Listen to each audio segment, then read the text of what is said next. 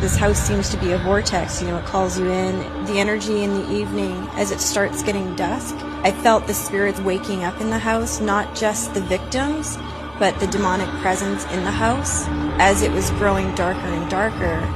Because with nighttime, it brings, your sight is more challenged in a physical sense. There's no lights, even energetic light. So it's hard to see through the darkness, and you can physically cut the air in front of you with a knife.